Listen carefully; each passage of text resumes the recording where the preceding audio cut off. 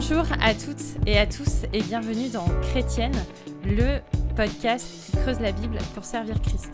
Je suis Aurélie Bricot et je suis ravie de vous accueillir pour un nouveau podcast en compagnie, non pas d'une québécoise, mais de deux, si je ne fais pas erreur.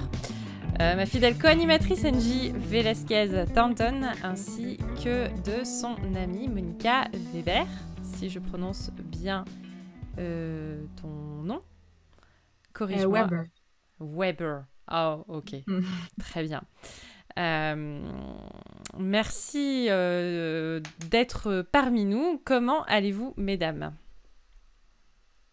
Ça va bien, Ça va- merci. Je suis contente d'être avec vous et de pouvoir partager avec Monica ce que le Seigneur lui a mis à cœur avec toutes ces années d'expérience dans ce domaine. Ça va très bien aussi. Merci pour l'invitation. Je suis contente de pouvoir être là aussi.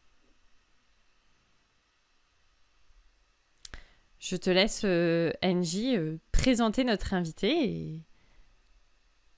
Oui, en fait, je vais laisser Monica se présenter dans un instant. Je voulais seulement expliquer pourquoi j'ai choisi d'approcher Monica pour parler de ce sujet. C'est vrai que Monica travaille auprès des itinérants et j'aimerais vraiment qu'on l'invite pour qu'elle nous aide à comprendre les réalités des personnes en marge de la société telles que les itinérants.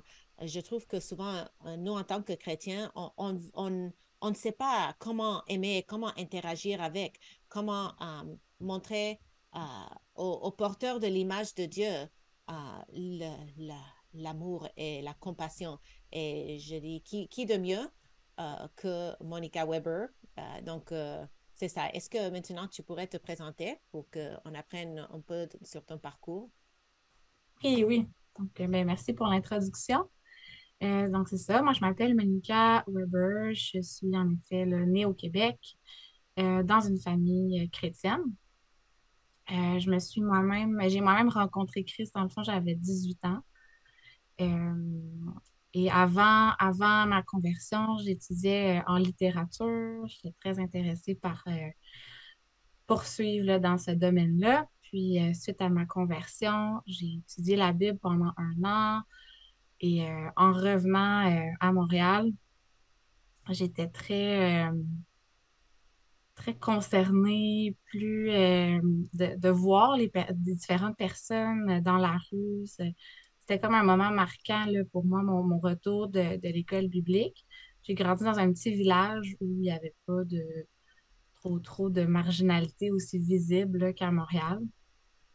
Donc, c'est à ce moment-là, au début de la vingtaine, que j'ai changé de domaine en commençant à faire du bénévolat dans un organisme communautaire qui travaille avec des personnes en situation d'itinérance, qui ont des profils en santé mentale, qui ont aussi des difficultés au niveau de la dépendance, de la consommation. C'est en faisant du bénévolat là-bas que j'ai finalement fait un changement là, dans mon domaine d'études pour aller en travail social. Euh, Puis, un verset, je pense, qui m'a beaucoup marqué dans ces moments-là, c'est en Matthieu 25, du verset 31 à 46, quand Jésus dit aux disciples que lorsqu'ils vont le visiter, quand il était nu, puis qu'ils l'ont habillé, quand il était en prison, puis qu'ils sont allés visiter, quand il avait soif, qu'ils ont donné un verre d'eau, c'est en réalité à lui, à lui qui était servi par ces gestes-là. Donc, suite à cette expérience de bénévolat, j'ai fait mon bac et j'ai travaillé pendant 5 ans dans cet organisme communautaire, le même organisme où j'avais commencé comme bénévole. Puis maintenant, dans le fond, depuis 5 ans, là, je travaille comme travailleuse sociale dans un CLSC. Donc, c'est une institution qui fait partie du réseau de la santé là, ici au Québec. Ça veut dire Centre local de santé communautaire. C'est un accès, dans le fond, à la population pour recevoir des services de santé et des services sociaux. Et moi, ça fait 5 ans que je travaille sur une équipe qui est spécialisée en itinérance, donc les personnes qui viennent me voir sont des personnes qui sont en situation d'itinérance. Donc, voilà un peu un petit début sur mes réflexions puis sur mon parcours. Hmm. Donc, au Québec, on dit en situation d'itinérance pour parler des personnes qui sont Sans abri. sans abri, Ouais, oui. Est-ce Donc, ben, qu'en France, on dit sans qui abri? fuient leur pays, euh, etc., etc. En France, on parle plutôt des migrants. Non, c'est pas des immigrants, forcément, pas du tout. ouais, c'est ça. Dans le fond, on Ok, parle de personnes en situation d'itinérance qui qui n'ont s- pas d'adresse fixe, dans le fond. Des ok, personnes qui n'ont pas sans de abri. domicile fixe, ouais, sans abri. D'accord. Mais ça Puis, inclut aussi les personnes qui sont migrantes ou pas forcément? pas forcément, non. Mais il y en a quand Non. même. Il y en a quand Mais même, c'est oui, pas qui se que ça. retrouvent. Ok. Ouais, il y en a qui se retrouvent en situation d'itinérance, donc sans adresse, qui sont issus qui ont des histoires qui sont des personnes migrantes, là. Ok. Mais ça inclut toutes sortes de personnes qui se retrouvent pour une raison ou une autre sans adresse fixe. Ok. Très bien. Et du coup, ton travail concrètement dans cette structure, il consiste à quoi exactement? Donc, c'est vraiment un travail d'accompagnement des personnes selon leurs besoins ou leurs objectifs. Souvent, ce que les gens souhaitent, c'est d'améliorer leurs conditions de vie. Donc, souvent, ça implique de les aider à stabiliser leur situation résidentielle, puis de pouvoir les accompagner dans toutes les étapes qui mènent à ça. Donc, c'est vraiment un travail d'accompagnement. Puis moi, je travaille au sein d'une équipe, donc je travaille avec des infirmières, des médecins, d'autres professionnels, et on accompagne la personne au niveau de différentes sphères de vie pour l'aider c'est ça, dans l'atteinte de ses objectifs. Puis il y a quand même aussi un aspect où c'est des personnes qui sont particulièrement vulnérables. Donc, il y a quand même un aspect de protection qui peut se mettre en place quand les personnes sont particulièrement malades d'un point de vue santé mentale ou même des problèmes liés au vieillissement. Donc, des fois, c'est d'être- de, de, de s'assurer que la personne, elle est en mesure de prendre les décisions qu'elle prend, puis d'assurer que les personnes les particulièrement vulnérables qui ont besoin de protection Hmm. puissent sortir de ces situations-là puis obtenir les services dont ils ont besoin. Donc, il y a quand même aussi un aspect de défense de droit, d'accès aux services, des personnes qui parfois sont un peu bafouées là, dans leurs droits. Ouais. Hmm. Ok. Du coup, je suppose qu'en tant que chrétienne investie auprès de ces personnes et dans ce type d'engagement, tu t'es posé plein de questions et tu as réfléchi à comment est-ce qu'il est possible de communiquer, en tout cas, ou d'incarner plutôt l'évangile dans ton travail. Et Mm. on peut peut-être commencer cette discussion à travers la question de la justice auquel tu as pas mal réfléchi Mm. avec peut-être quelques définitions et aussi comment est-ce qu'on peut avoir une vision biblique de la justice quand on est confronté à des personnes complètement démunies. Donc, oui, en effet, je pense que la justice c'est un concept qui est central là, au niveau de la défense des droits, au niveau de l'accompagnement des personnes marginales. J'ai sorti là une définition de la justice dans le dictionnaire qui parle d'une reconnaissance, d'un respect des droits et des mérites de chacun, d'avoir une juste appréciation, dans le fond. Euh, il y a plusieurs versets dans la Bible qui parlent de la justice. Donc, on peut citer certains versets, notamment dans l'Ancien Testament. Euh, Jérémie 22:3 nous dit, Ainsi parle l'Éternel, pratiquez la justice et l'équité, délivre l'opprimé des mains de l'oppresseur, ne maltraitez pas l'étranger, l'orphelin et la veuve. Zacharie 7:9 dit encore, ainsi parle l'Éternel, rendez véritablement la justice et ayez l'un pour l'autre de la bonté et de la miséricorde. Et donc, on revient à cette définition de la justice qui est une reconnaissance, un respect des droits, des mérites de chacun. Et on voit que Dieu appelle son peuple à pratiquer la justice. Donc, à avoir une reconnaissance, un respect pour chacun, avoir une juste appréciation de chacun. Et bon, dans les versets que je vous ai cités, il y a une emphase quand même qui est mise sur les personnes qui sont opprimées. Et bon, là, c'est des versets de l'Ancien Testament, donc il parle de l'étranger, de l'orphelin, de la veuve.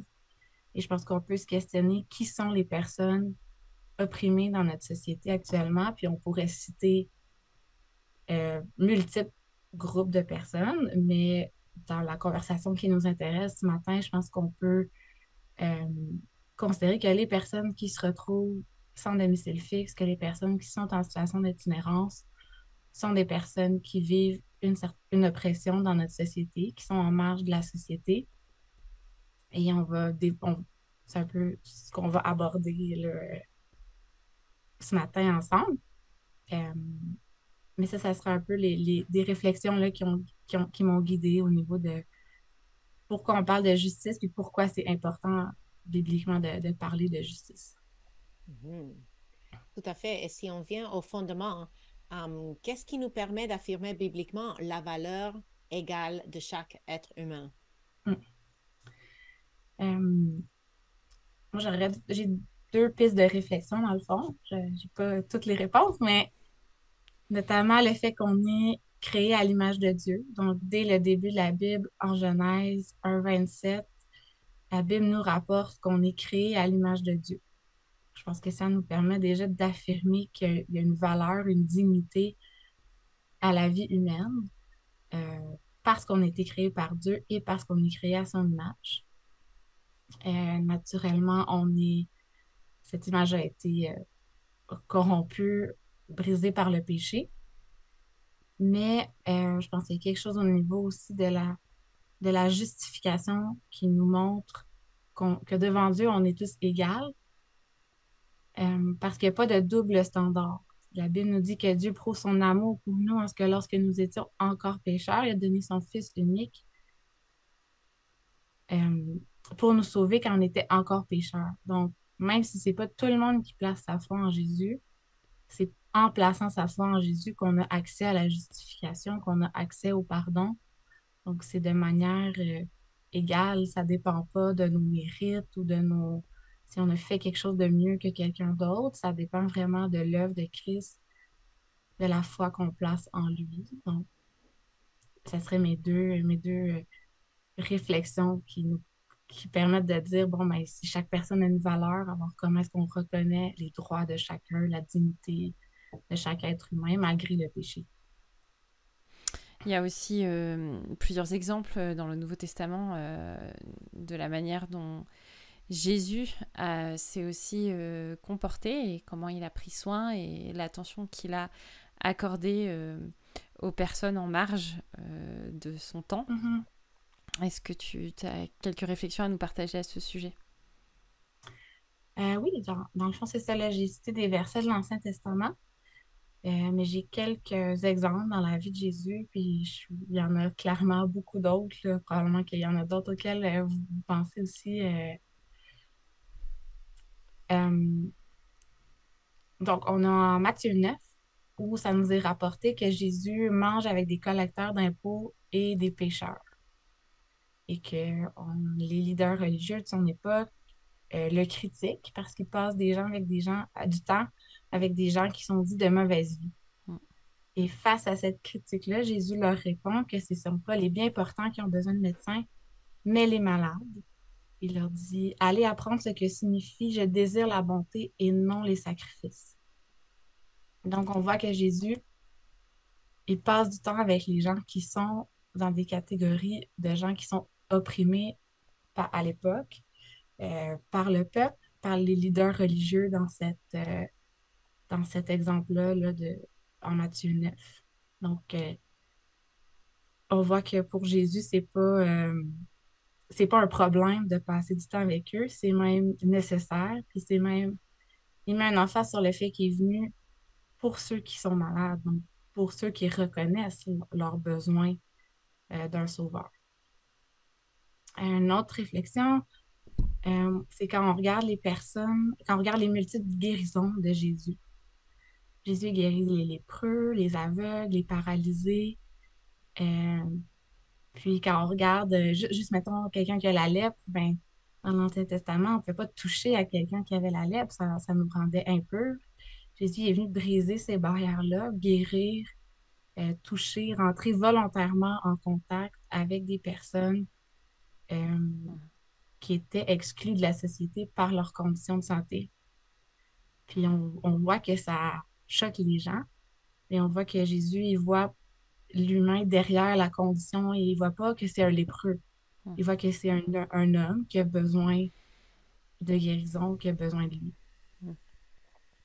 Puis, dernier exemple, une autre histoire que j'aime bien, c'est dans Luc 7, quand Jésus est invité chez un pharisien, puis une femme qui dit qu'elle est une femme de mauvaise vie, qui rentre dans la maison, puis qui s'approche de Jésus, puis qui lui lave les pieds. Puis le pharisien, encore une fois, va reprocher à Jésus, va dire, voyons, tu sais pas quel genre de femme, tu la laisses s'approcher de toi. Puis, encore une fois, Jésus, il regarde pas à la condition, à l'action, au péché de cette femme-là, mais il regarde au-delà, il regarde au cœur et il voit que malgré ses choix de vie, elle est sincère dans son adoration et il pardonne ses péchés. Puis il voit la sincérité de son cœur, donc il ne s'attarde pas à ses actions, euh, à ses péchés, mais il voit la sincérité de son adoration, puis encore, il utilise cet exemple-là encore pour enseigner, puis démontrer que chaque personne a une valeur. Ce qui est souvent le dénominateur commun, je trouve, dans toutes ces histoires que tu cites et dans d'autres qu'on a aussi sûrement à l'esprit quand on écoute tout ça, c'est la compassion que Jésus exprimait et ressentait d'une manière très concrète pour ces personnes. Et c'était vraiment une compassion en action. C'est-à-dire que certainement que c'était pas très instagrammable de se prendre en photo avec une femme de mauvaise vie ou avec un lépreux. Mais Jésus avait quelque chose qui l'a conduit vers ces personnes-là. Et c'est souvent dans nos ministères ce qui nous motive et ce qui nous met en action, c'est comment est-ce qu'on peut aider mon semblable, celui qui est porteur de l'image de Dieu, comme tu l'as cité un petit peu plus tôt, et puis celui vers qui on a aussi envie d'appeler cette justice et de la vivre dont il est question dans la Bible. Et je pense que c'est important et tu dois sûrement le vivre dans ton quotidien, d'avoir cette compassion et cet amour pour ces personnes qui sont dans le besoin. Oui, et pour ajouter à cela, je pense au fait que les exemples que tu as donnés, le fil conducteur, ce qu'ils ont en commun, c'est que toutes ces personnes-là étaient méprisées par les leaders spirituels. Mais ce que tu n'es pas en train de dire, c'est que les personnes en situation d'itinérance sont des personnes de mauvaise vie et que c'est leur péché qui les a rendus forcément itinérants. Il y a un paquet de raisons pour lesquelles quelqu'un peut se trouver dans cette situation, y compris la maladie mentale, une crise économique, ainsi de suite. Mais c'est plutôt le fait que les leaders spirituels voyaient les pécheurs et les souffrants avec les mêmes lunettes. Parce que si quelqu'un était malade, c'était de sa faute. C'est parce qu'il avait péché. Et parfois, dans l'Église, j'ai entendu des personnes dire peut-être de façon superficielle, mais non, les itinérants, s'ils travaillaient plus fort, ils n'auraient pas été dans cette situation-là. Les gens doivent s'aider eux-mêmes. Et je trouve que c'est un peu une attitude pas compatissante qui oublie tout ce que tu viens de dire sur la compassion de Jésus. Et avant d'entrer dans des questions pratique que tu vas nous aider à comprendre, je voulais seulement souligner quelque chose que peut-être on ne reconnaît pas. C'est que je viens de finir de lire un livre qui s'appelle Dominion de Tom Holland et il parle du fait que le christianisme a changé l'histoire du monde et a installé des droits humains qui n'étaient pas reconnus auparavant. Donc, les Grecs, les Romains, les Perses, les Babyloniennes, toutes ces autres civilisations qui étaient la puissance du monde avant l'Empire romain et avant le christianisme, ne voyaient pas l'égalité de l'être humain. La femme, beaucoup inférieure à l'homme. Les esclaves étaient nés pour être esclaves.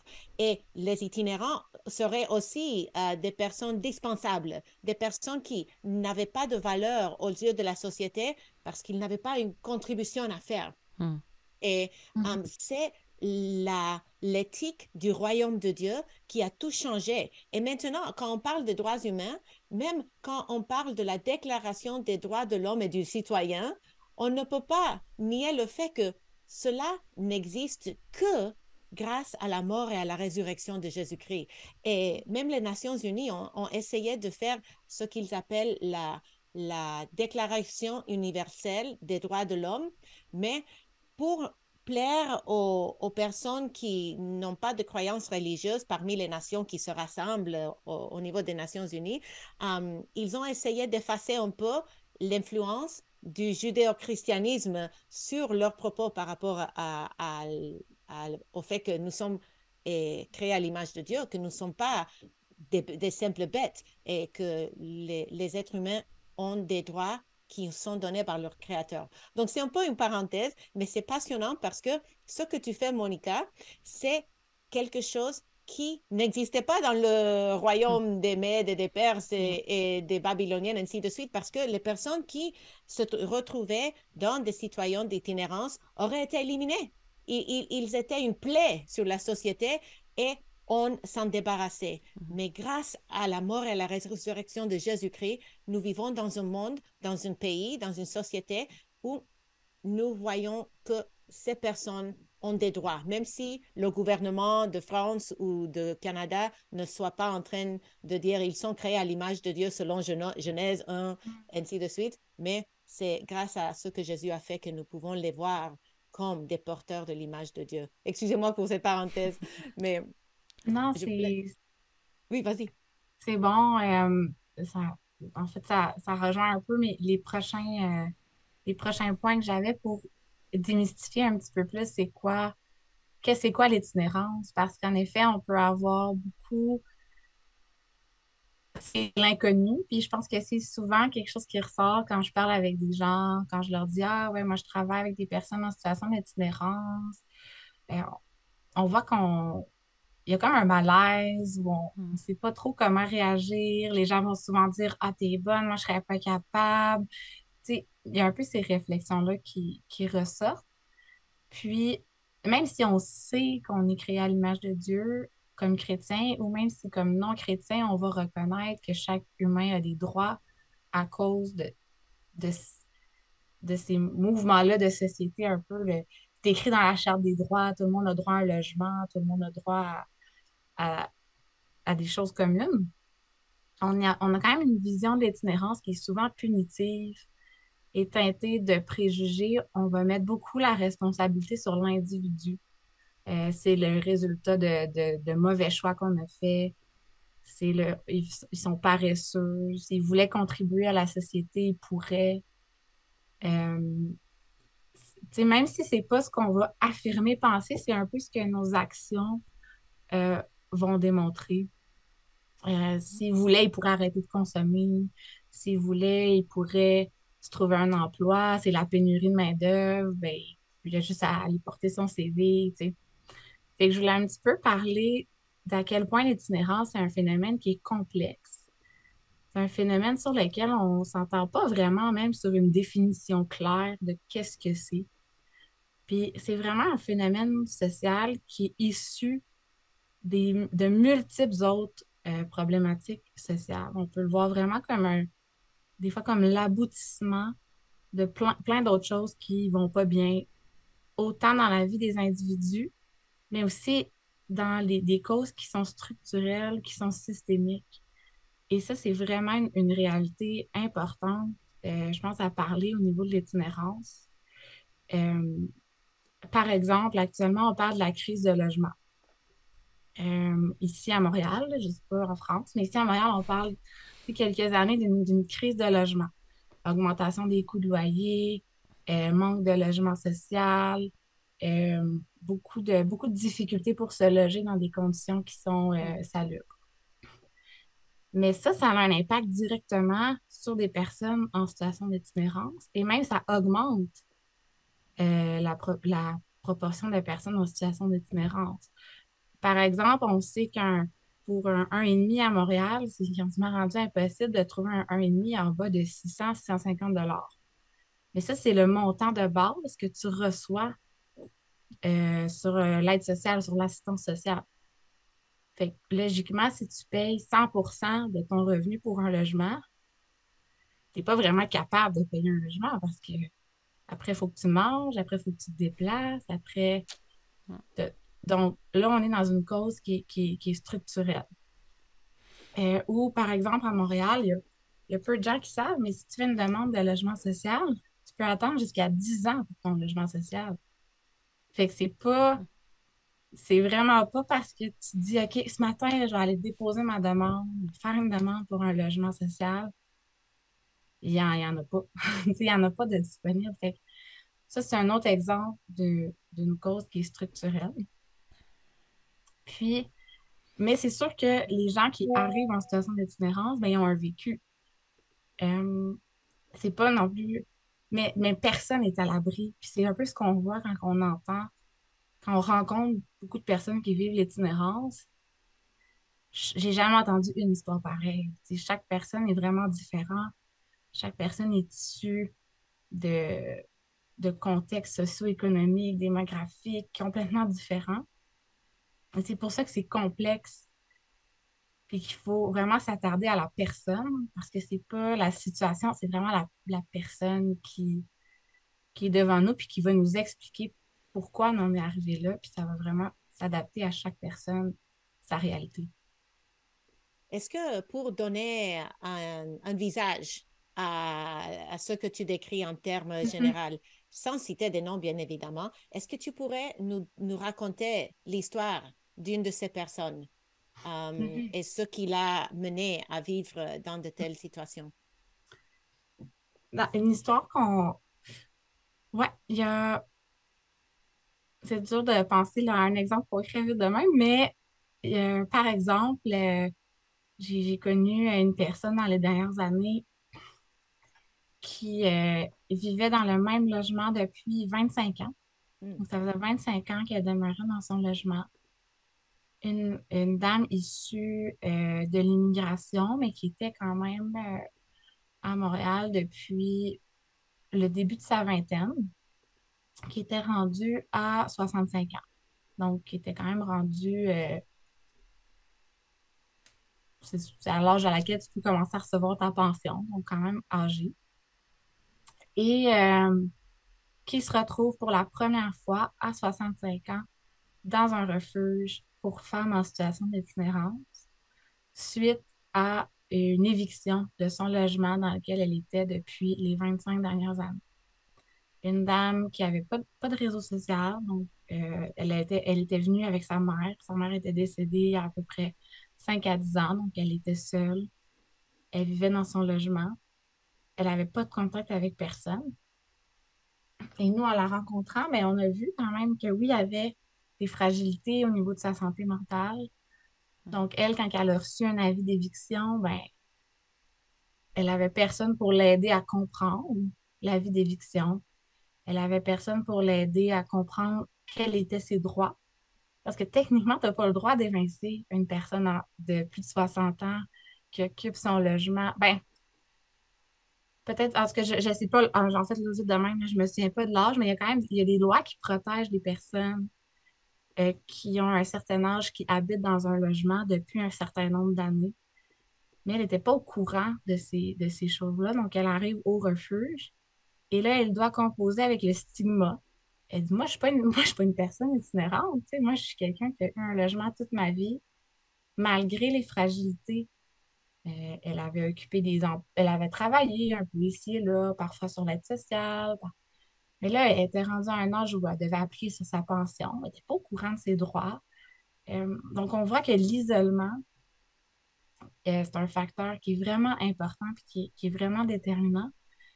Et on voit que quelqu'un, on n'est pas à l'abri de ça parce que c'est pas quelqu'un qui avait un vécu d'itinérance, c'est quelqu'un qui, à 65 ans, pour la première fois, a dû faire appel aux ressources d'hébergement d'urgence, puis qui était complètement déstabilisé. Puis, une des réalités, c'est que c'est beaucoup plus facile d'arriver au refuge que de ressortir du refuge. Hmm.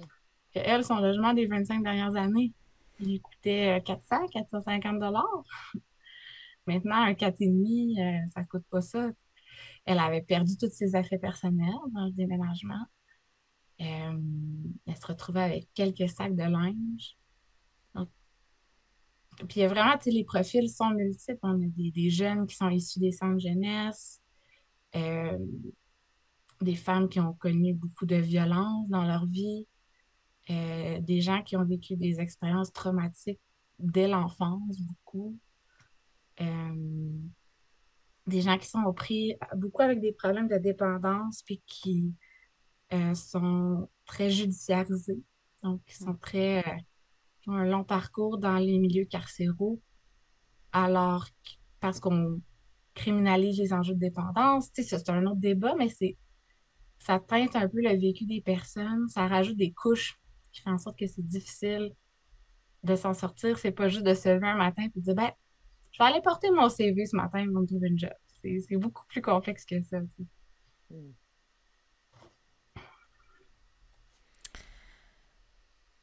Est-ce que, peut-être rentrer dans une partie un peu plus pratique, dans le Mhm. sens où je pense qu'on a tous, quand on entend un peu ce que tu nous partages, on a tous dans nos vies, dans notre réseau, aussi petit soit-il, des noms de personnes qui sont en difficulté ou qui risquent de bientôt y être. Et on est un petit peu souvent dépassé ou confus dans comment est-ce que concrètement on peut aider ces personnes-là. On a, j'ai envie de dire, notre cœur chrétien qui est un petit peu tiraillé entre le qu'est-ce que je peux, qu'est-ce que je sais, jusqu'où est-ce que je peux aller, comment est-ce que je peux être une vraie aide, et en même temps sans être à un moment donné dépassé par la situation. Est-ce que tu as des conseils que tu pourrais nous donner? C'est ça, c'est une question qu'on va souvent poser, c'est est-ce que je devrais donner de l'argent à quelqu'un qui quête dans la rue? Est-ce que c'est mauvais? Je peux pas donner de l'argent à tout le monde que je vois. En effet, on peut pas donner de l'argent à tout le monde qu'on voit, dépendamment où on habite. Dans certaines villes, ça voudrait dire de donner 25 sous à chaque 3 pas. Tu sais, c'est comme, il y a des réalités qui sont complexes. Mais je pense que là où on peut pousser un petit peu la réflexion, c'est, mettons juste l'argent en soi, il n'y a pas de bonne ou de mauvaise réponse. Mais c'est sûr que Dieu nous appelle à être généreux. Donc, si on décide de donner de l'argent à quelqu'un qui quête, c'est une manière de pratiquer la générosité.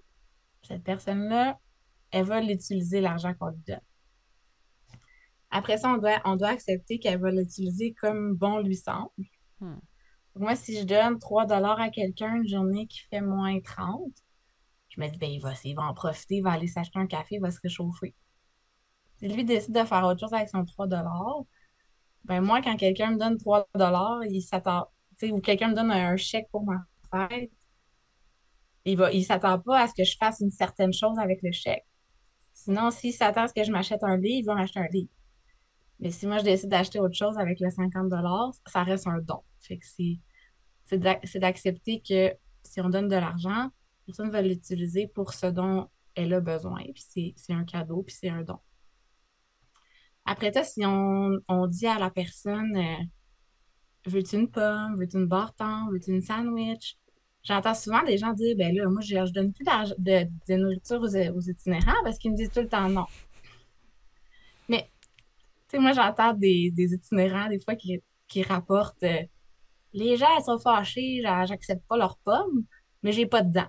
Tu sais, des fois, il y a des choses, tu sais, très concrètes que c'est comme, mais lui, la pomme, il y en a pas besoin. Ou, là, les gens me donnent des barres-tentes aux arachides, mais moi, je suis allergique aux peanuts. Tu sais, il y a comme, des fois, on veut bien faire, puis on est offusqué quand la personne refuse. Alors que moi, si quelqu'un veut me donner une barre-tente aux arachides, puis que je suis allergique aux arachides, ben, je vais pas l'accepter, sa barre-tente. Donc, ça fait partie de l'action de donner si la personne refuse. C'est pas parce qu'elle est ingrate ou parce que tout ce qu'elle veut, c'est de l'argent pour consommer ou parce que ou des fois, peut-être qu'elle arrive tout juste d'un organisme communautaire où elle vient de manger un bon repas. Puis la nourriture, elle n'a pas faim. Tu sais, ça se peut que la personne, elle n'ait pas faim. Fait que je pense que c'est bon de vouloir pratiquer la générosité. Hmm. Mais au-delà de la générosité, il y a, il y a l'aspect de ne pas ignorer les gens. Tu sais, les gens, personne en situation d'itinérance, elle est toujours dans l'espace public. Elle n'a pas de lieu vraiment.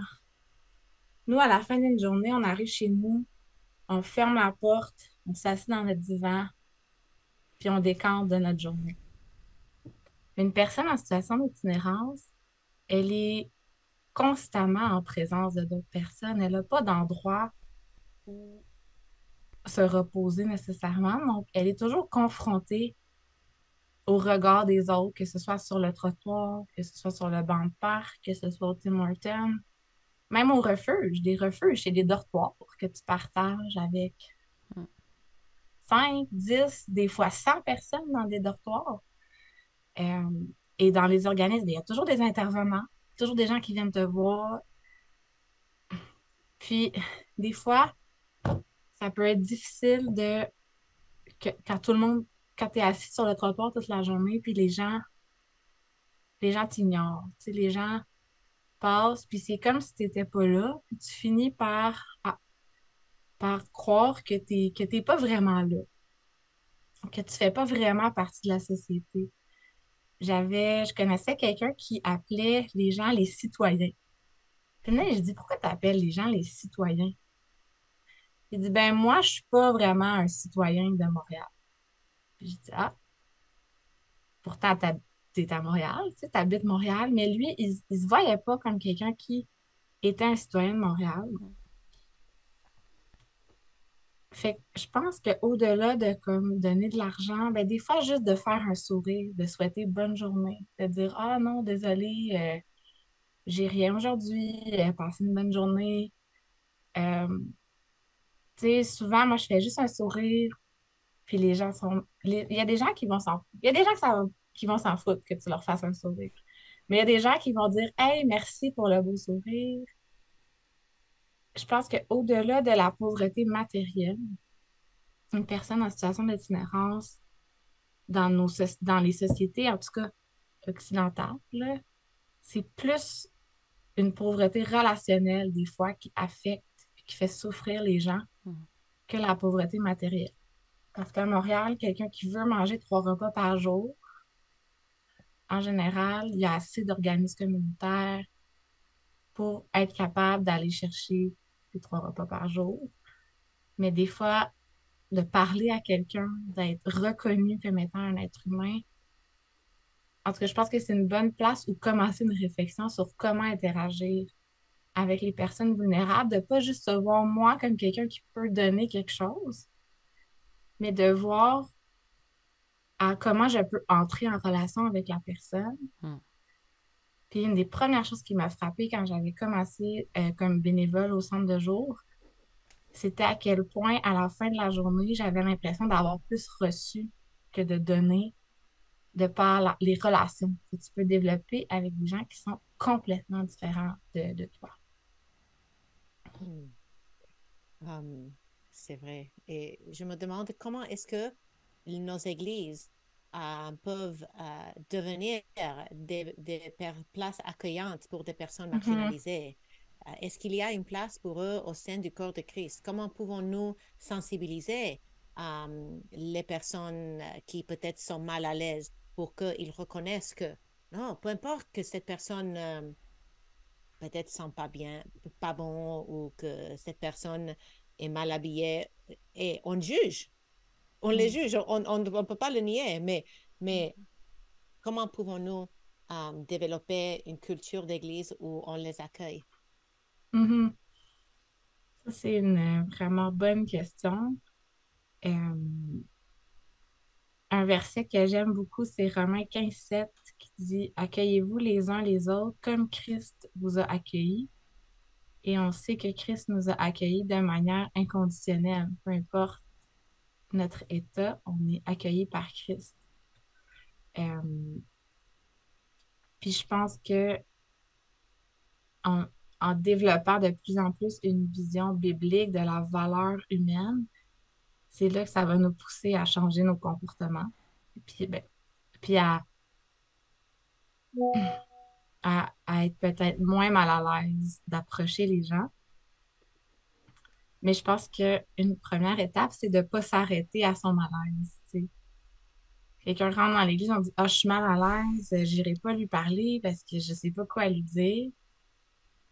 Ben, la personne qui est rentrée dans l'église est sûrement aussi mal à l'aise d'être là.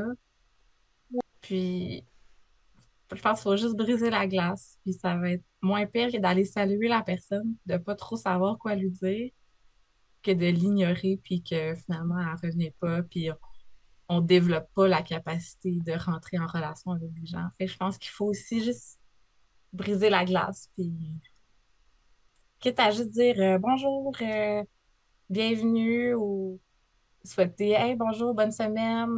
Même si on fait pas une conversation, mais au moins de saluer, de souhaiter une bonne semaine, de dire à la personne hey, là-bas, il y a une table à café, n'hésitez pas si vous voulez un café ou tu sais, quelque chose de. On peut commencer vraiment simple, là. Mais je pense qu'il faut pas s'arrêter à son malaise parce que on, je pense que ça demande de la pratique pour être en relation avec des personnes qui sont différentes de nous. On aime être en relation avec des personnes qui sont comme nous. Puis c'est un peu la réalité dans l'Église puis ailleurs aussi. Mhm. Mais je pense que à cause de cet accueil-là que Christ a eu pour nous, tu sais, si Jésus avait dit, je sais pas comment rentrer en contact avec un lépreux ou je sais pas comment rentrer en contact et je le ferai pas, on n'imagine pas Jésus faire ça, tu sais, on se dit, ah, Mm, c'était naturel, mais on peut apprendre de Jésus pour que ça devienne naturel pour nous aussi. mm. Mhm. Est-ce que, Je- est-ce que tu penses qu'il y aurait une forme de danger ou une forme de peut-être de dérive, c'est-à-dire que la mission de l'Église, c'est euh, ce n'est pas que prendre soin des personnes qui sont isolées. Et bien que le fait que souvent on remarque que quand même c'est des personnes qui ne sont pas dans nos églises, euh, mais il y a aussi l'autre axe qui fait que d'un coup, ben, la mission extérieure et la mission sociale, j'ai envie de dire, va prendre tellement de place que l'annonce et la proclamation de l'évangile va être un petit peu délaissée. Est-ce que c'est quelque chose que tu constates aussi ou... Mm. Euh, je pense que c'est vrai que c'est un danger. Euh, puis ça m'amène un peu à réfléchir à la complémentarité de chaque personne euh, dans le corps de Christ. Euh, tu sais, moi, je n'ai pas le don de la prédication, par exemple. Fait que c'est pas moi qui va m'investir dans un ministère de prédication. Par contre, j'ai à cœur l'accueil des gens. Donc, je peux m'investir dans le ministère de l'accueil et aider l'Église dans ce domaine-là. Tu sais, Mm. dans le fond, chaque aspect de l'Église ne doit pas être négligé un au profit de l'autre. Puis je pense que ça se manifeste par les dons de chacun, puis par une implication de chacun. Puis c'est sûr que si une église dit, ah, j'aimerais ça partir à un ministère plus social, ça sera pas toutes les personnes de l'église qui vont s'impliquer dans ça. Euh, mais je pense qu'il y a quand même une réflexion à avoir. Mm. Euh, Tu sais, même si j'ai pas le don, même si je me sens pas appelée au don de même si je suis pas évangéliste, j'ai quand même, la parole me dit que c'est important de partager ma foi. La parole euh, m'encourage à le faire dans certains domaines. Fait que même si c'est pas ce qui me viendrait le plus naturellement, à travers ma marche avec Christ, à travers, mais je veux être de plus en plus à l'aise de partager ma foi. Fait que peut-être que pour moi, ça vient plus naturellement d'entrer en contact avec des personnes marginales ou mais il faut pas que ça soit juste ça que je fais. Si je ne peux pas passer à côté des autres aspects de ma marche avec Dieu. Mm. Puis je pense que peut-être que euh, la réflexion qu'on a à avoir en Église, c'est comment on utilise aussi les dons de chacun pour être complémentaires, puis ne pas négliger aucun des aspects qui sont importants. Puis prendre soin des pauvres, ben, euh, ça en parle dans le Nouveau Testament. Tu sais, je pense que c'est Paul qui exhorte Pierre ou l'autre à ne pas négliger les pauvres dans l'assemblée. Euh, puis, c'est ça. Mhm. Je pense au fait que euh, c'est bien vrai ce que tu dis, Aurélie, et il y a des églises qui étaient conservatrices, qui, au fil des années, Mm. ont délaissé l'Évangile et sont devenus libérales, entre guillemets, dans un sens où ils ne prêchent plus l'Évangile, mais ils font des œuvres sociales. C'est vrai que c'est un danger. Et l'autre danger serait de s'endurcir envers ceux en marge de la société et dire, non, nous, Mm. on prêche Christ, c'est tout, point final. Et faire des œuvres pour aider les démunis serait hors de l'Évangile. Mais c'est une implication majeure de l'Évangile. Mm. Et même si Jésus est mort sur la croix et est ressuscité, il est à la droite du Dieu le Père maintenant, il intercède pour nous, même si l'Évangile n'inclut pas Mm. l'aide sociale, c'est une implication que nous ne pouvons pas abandonner parce que non, c'est pas mon appel. La générosité est exigée de tout croyant. Mm. Et euh, je pense on voit qu'il y a des églises qui arrivent à bien pratiquer cela. Et par exemple, l'église de l'Espoir ici à Montréal, l'église où Yannick Etier est le pasteur, ils ont créé un organisme qui s'appelle Bouffe pour tous, où ils distribuent de la nourriture de façon hebdomadaire, je pense, ou peut-être même plus souvent. Et c'est une église conservatrice. Ils n'ont pas abandonné l'évangile. Ils ont embrasé l'évangile et embrassé. Ils ont reconnu que à cause de la mort et la résurrection de Mm. Jésus-Christ, nous avons une obligation auprès de ceux qui sont proches, Mm. qui vivent dans notre communauté et qui se retrouvent dans le besoin.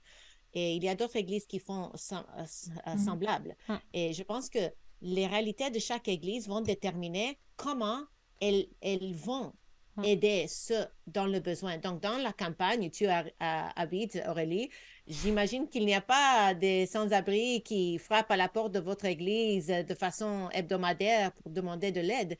Mais quand j'étais à Chicago, mon église mère, l'église Moody, qui nous soutient dans le ministère, c'est notre église mère, euh, eux, ils ont des itinérants qui arrivent chaque dimanche Mm. et qui sont dans le besoin. Et ils ont tout un processus pour les aider, pour les intégrer, pour les diriger. Et souvent, il y a des classes d'école de dimanche où il y a de la bouffe. Et c'est souvent là où ils veulent assister avant le culte. Et j'étais vraiment impressionnée par la façon que cette église et d'autres églises arrivent à reconnaître que ça, c'est notre ministère aussi. même si la proclamation de l'Évangile est primordiale, ces autres éléments sont essentiels. Donc, je pense que nous devons tous d'abord commencer au niveau individuel et nous examiner et voir comment nous avons endurci nos cœurs envers les personnes en marge de la société et ensuite voir comment nous pouvons influencer les autres en commençant avec nos enfants, avec nos amis. Et dans l'Église, chaque personne peut faire sa part pour contribuer à une culture de générosité, d'ouverture, d'accueil qui fait en sorte que quand quelqu'un frappe à la porte de l'Église, qu'elle soit reçue bras grands ouverts au lieu de se pincer le nez et dire on n'est pas dispo aujourd'hui, quoi que ce soit. Mais c'est vrai qu'il y a une réflexion à mener sur comment est-ce que l'Église peut avoir une mission sociale. Même si je pense que c'est une réflexion à mener en fonction de la localité, comme tu dis. Au Chambon, c'est vrai que ça court pas les rues.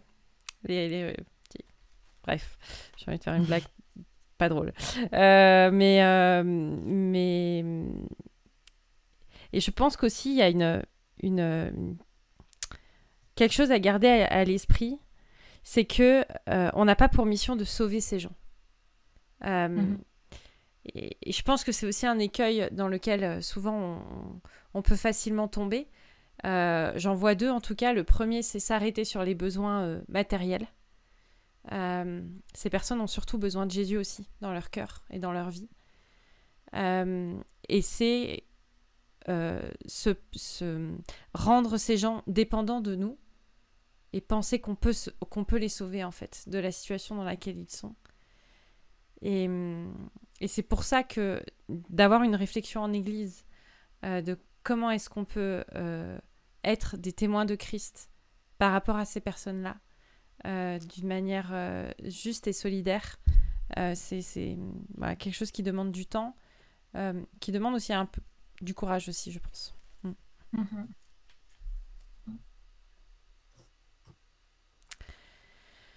Est-ce qu'on conclut notre discussion ? Fort bien. Alors, merci beaucoup, Monica, de nous avoir partagé un petit peu ton quotidien avec nous, tes réflexions. C'est un ministère pas facile, mais ô combien nécessaire. Merci de ton implication dans ce domaine-là. Merci de ce que tu nous as partagé. Alors que le Seigneur te bénisse, te permette de briller auprès de ces personnes et de pouvoir être témoin de ce que l'Évangile peut faire dans les vies et dans les situations. Merci beaucoup. Si vous avez des questions ou que vous souhaitez apporter un commentaire ou nous écrire, vous pouvez le faire à chrétienne@toutpoursagloire.com. N'hésitez pas à partager ce podcast si vous pensez qu'il peut encourager ou alimenter peut-être une réflexion que vous avez à ce sujet-là. On se retrouve la semaine prochaine pour un nouveau podcast. Et d'ici là, je vous souhaite à toutes et à tous une bonne journée.